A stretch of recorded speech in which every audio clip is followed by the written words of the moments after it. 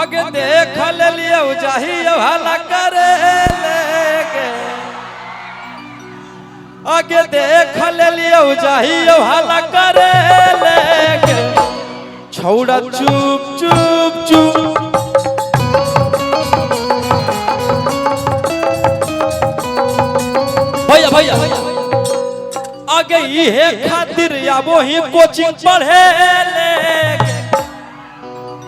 आगे ये खातिर या वो ही कोचिंग पढ़े लेके छौड़ा चुप चुप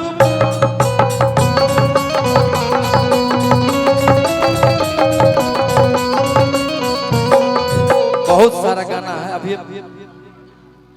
भोजपुरी हमार माई है तो मगही मौसी भोजपुरी हमार माई है तो मगही मौसी ई ना सोचे के बा कि भोजपुरी हम मगही सब गाना सुने के बा हमार बिहार के भाषा का हाँ कि कोटरा जेडी हो कि कोटरा जेडी हो केहू से ना डराले आरा जिला के शेर अरुण यादव कहाले आरा जिला के किंग अरुण यादव कहाले कि फेरे लगल हाथ हमर कोमल कोमल काया पर कि फेरे लगल हाथ हमर कोमल कोमल काया पर कि मांगे लगल साया वाला चीजावा किराया भैया भैया एगो लास्ट ना बोलेंगे कि जवन चीजावा पर करेलू घमा उ 300 में मिलेला पगली पटना जगह सारा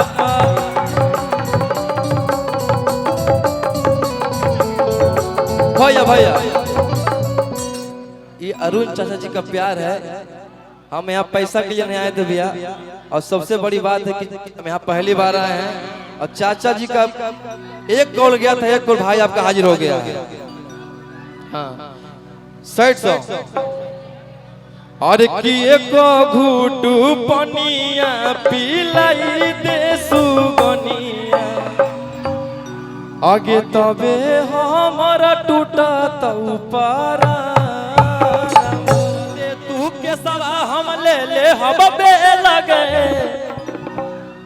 कि कर दी है तू के सवा हम ले ले बहु बे लगे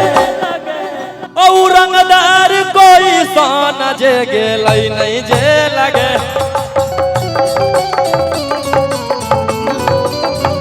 ऊ रंगदार कोई सान जे गेलई नहीं जे लगे भैया भैया एगो औरी आप लोग बहुत प्यार दिए 20 मिलियन कि जोगे जोगे छौड़ी खेला कर धारा लगनी 376 कि जोगे जोगे छौड़ी खेला कर धारा लगनी भैया भैया समझो कि जोगे जोगे छौड़ी खेला कर धारा लग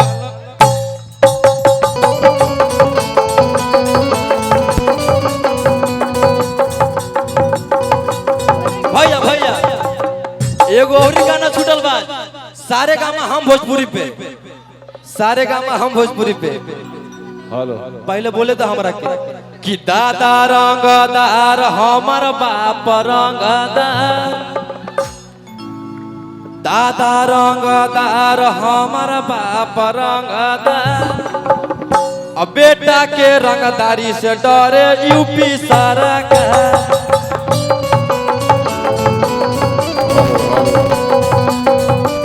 भैया भैया जाके सर्च कीजिए आप लोग सारे गामा हम भोजपुरी उस पे गाना छोटा है सब सुने हैं कि हमारो बाला मुआ के है नहीं बुद्धि रे ढोड़ी अच्छा कर कैला कई कूदी कूदी अरे 9 से 11 तक ले चपाऊ सिंघाड़ा अजब बजा बारा तब पर पानी जा रहा